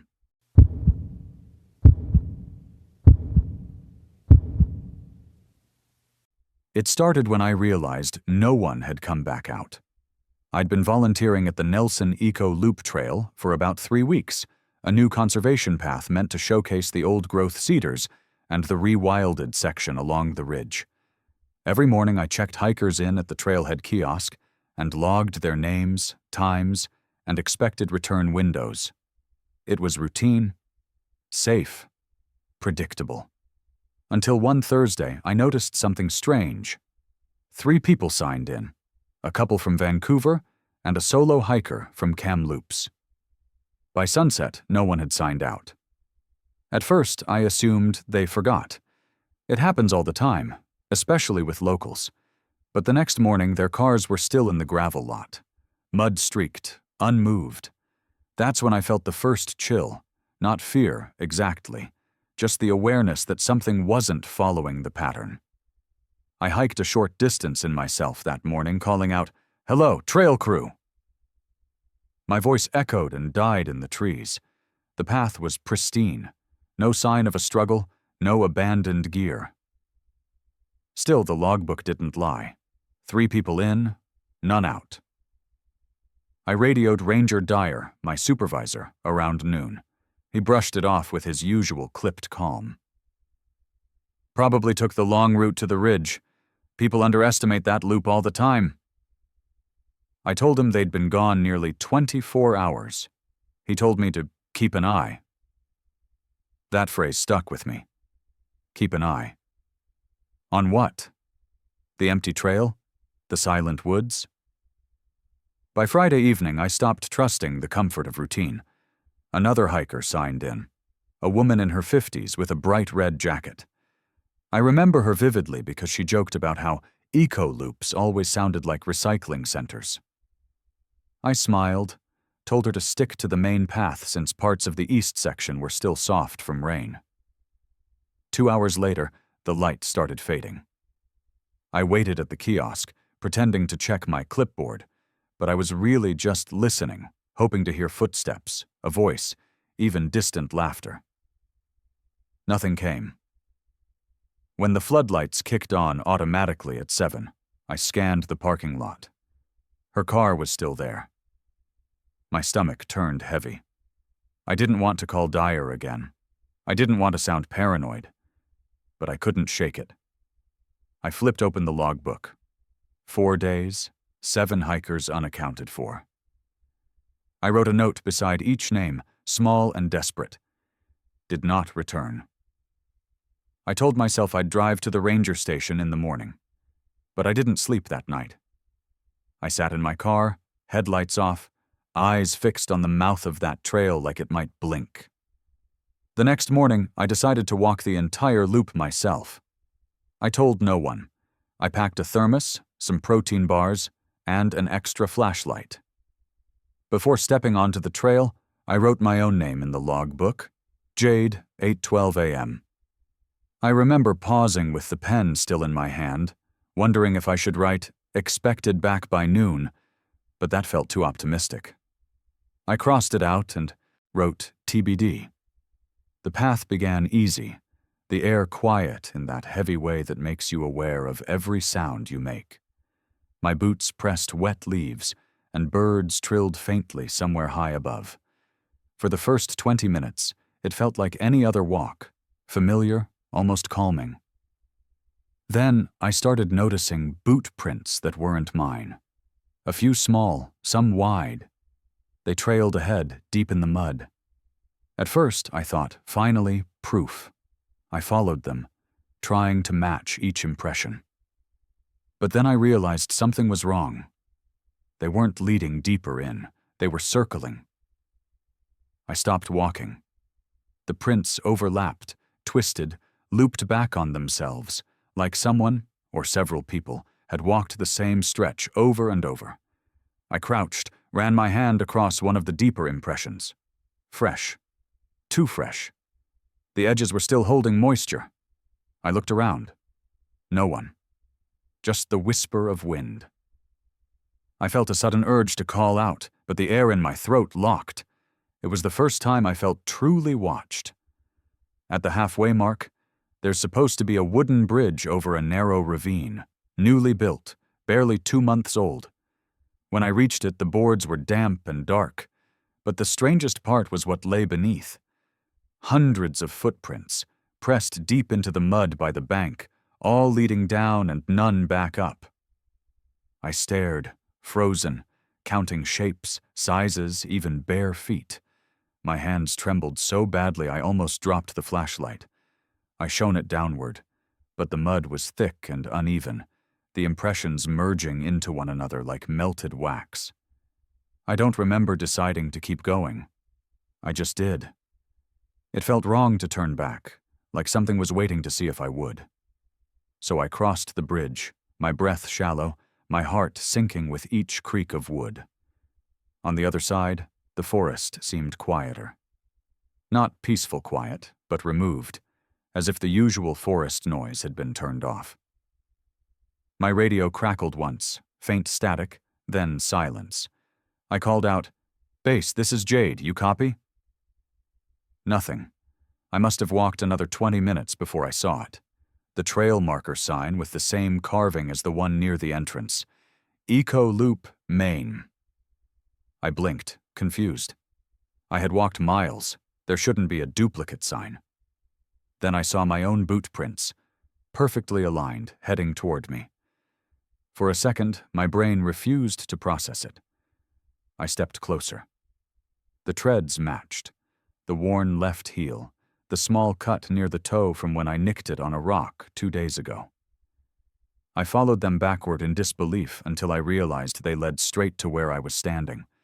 It wasn't a loop. It was a circle. Panic doesn't arrive like thunder. It seeps. Slowly. I started walking faster, then running. I thought maybe I'd just gotten turned around, that I'd missed a branch or sign. But every turn led back to the same clearing, the same marker, the same prints. The air thickened, humid, almost electric. I shouted my own name. "Jade! Can anyone hear me?" My voice came back dull, like it hit something soft and didn't bounce right. At some point I realized I'd stopped sweating.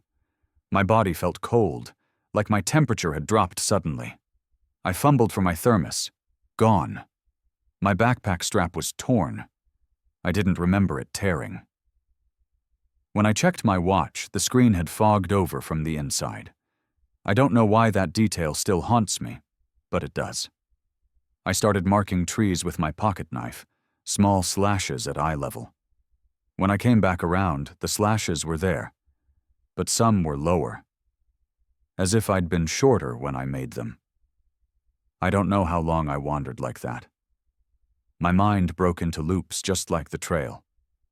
Every few minutes, I'd find something familiar. A broken branch, a patch of moss, a piece of red fabric. That one stopped me cold. It was a strip from the woman's jacket, the one who joked about recycling centers. It was caught on a root, damp, half sunk in mud. I picked it up and held it tight, like maybe if I brought it back, I could prove she'd existed. That any of them had. When dusk started to bleed through the canopy, I gave up pretending I knew where I was. I found a fallen log, sat down, and tried to steady my breathing.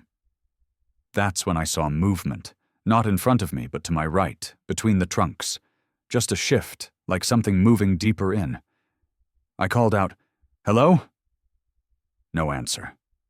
Then again, closer. Not footsteps exactly, but the sound of leaves being pressed, slow and deliberate.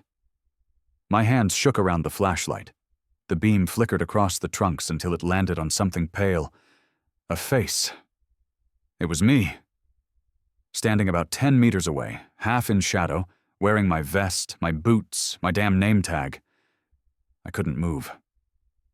The copy tilted its head slightly, like studying me, and smiled. Small, polite, unnatural. I stepped backward, and it did too. I raised the flashlight higher, and the beam caught the edge of my own knife glinting in its hand. My breath came ragged. I dropped the light and ran. I didn't look back. Not once. When I broke through the tree line, the night sky hit me like surfacing from underwater. The trailhead lights glowed faintly through the fog. I stumbled out, gasping, scraping my palms on gravel. The parking lot looked exactly as I'd left it, except my car door was open. Inside, the logbook was gone. Just gone. Ranger Dyer found me the next morning curled up near the kiosk. He said I was mumbling something about footprints. They searched the loop that day. Found no bodies, no signs of struggle, nothing but a strange pattern of prints leading in circles near the ravine. The logbook turned up a week later in a supply shed. Pages warped. Ink bled. My name was there, but so were dozens of others written after mine, all in my handwriting. They suspended the trail project indefinitely. Official reason, unstable ground conditions. Unofficially, no one wanted to be next. Sometimes, when I close my eyes, I still see that other me standing there, calm, patient, like I'd been expected. I moved away from Nelson soon after, but every time I drive past a forest now, I glance at the tree line, half expecting to see footprints leading back to where I started. And I swear, some nights I dream I'm still out there, walking that same loop, waiting for the real me to find the way out.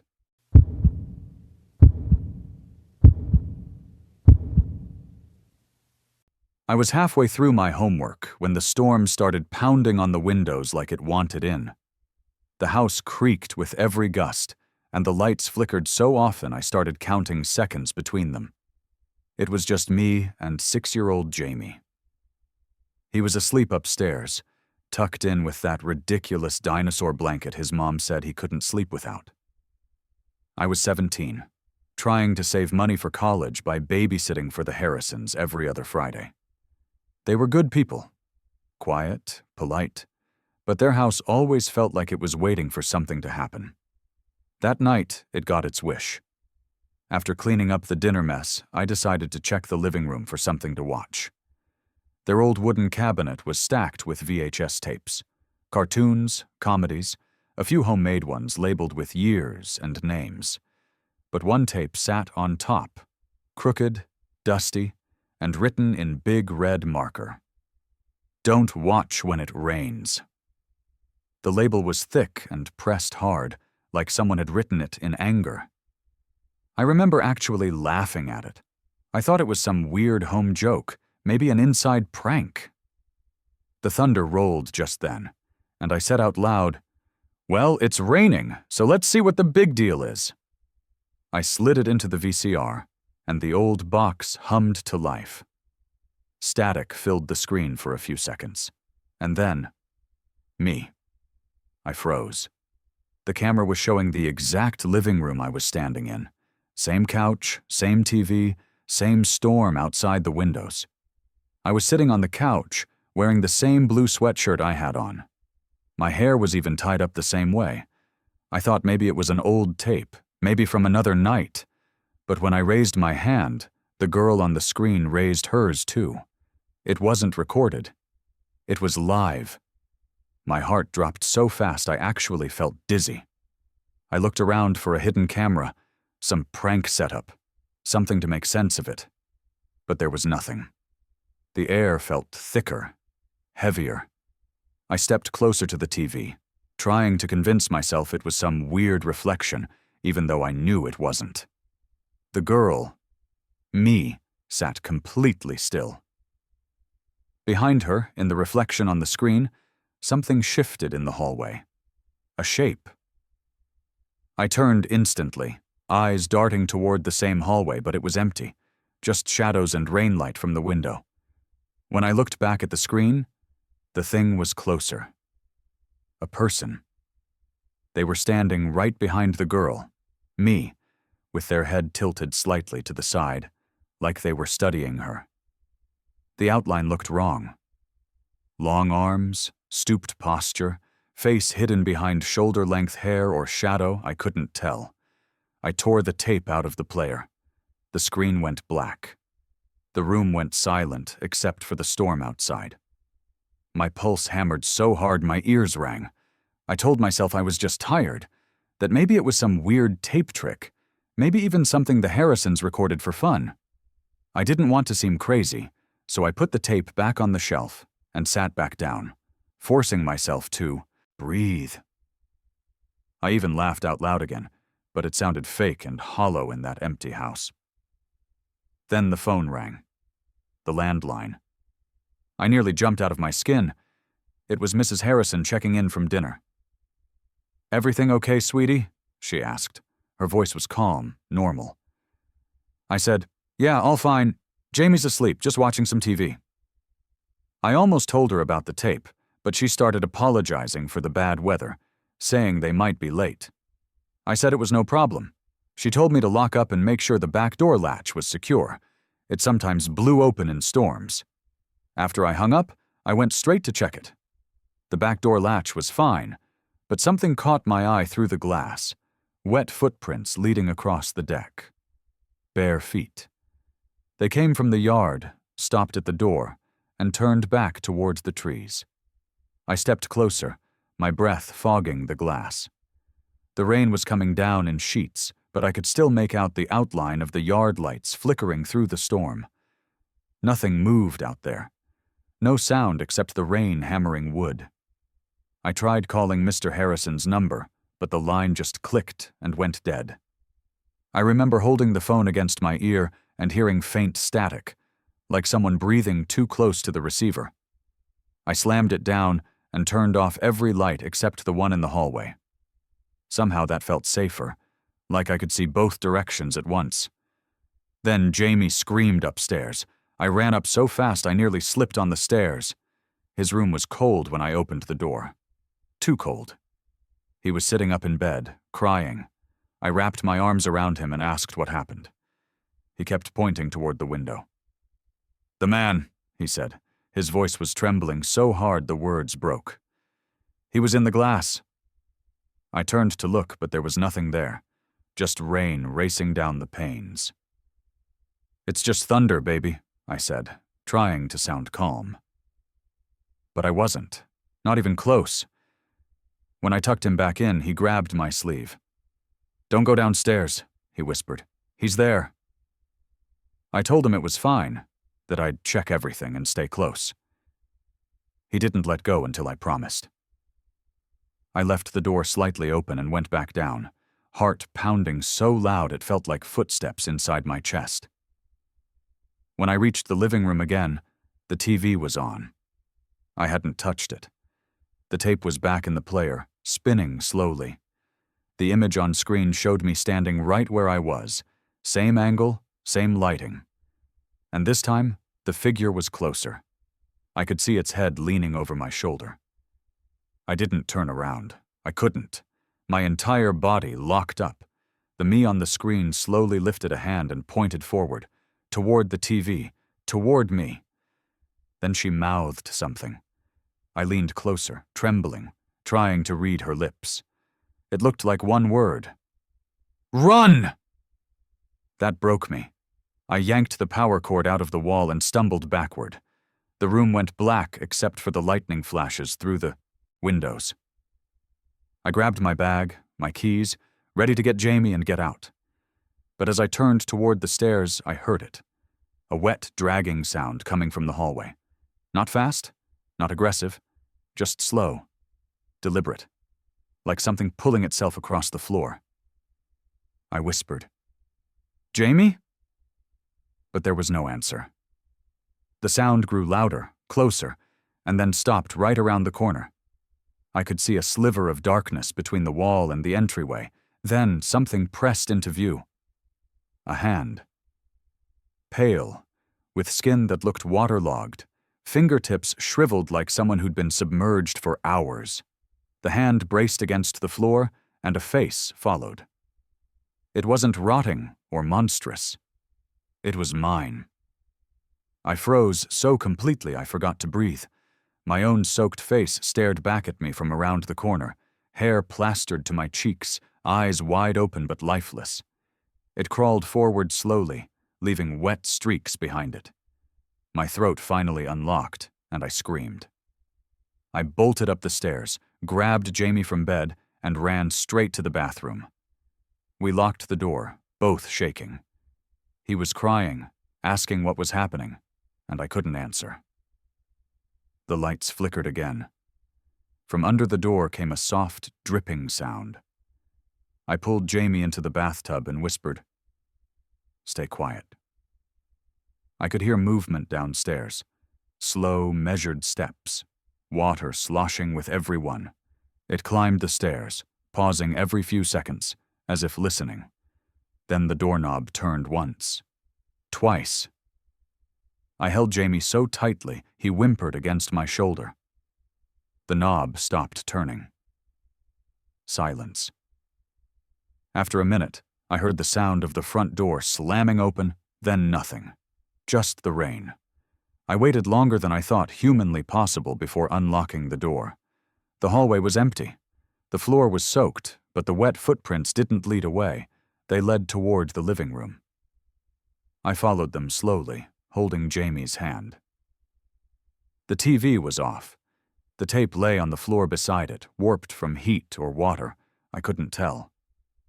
I called the Harrisons again. This time, they answered. They were still at the restaurant, shocked by my panic. They told me to leave the house immediately, go to the neighbors across the street. I did. Mrs. Crane, their neighbor, took one look at me, soaked, pale, clutching Jamie, and pulled us inside without a word. Later that night, the Harrisons came home with police.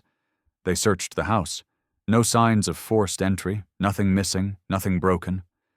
But the living room carpet was damp, and the deck outside had 2 sets of wet footprints. Mine, and another pair that stopped right at the door. I told the officers everything. The VHS, the reflection, the face. They exchanged looks but said little.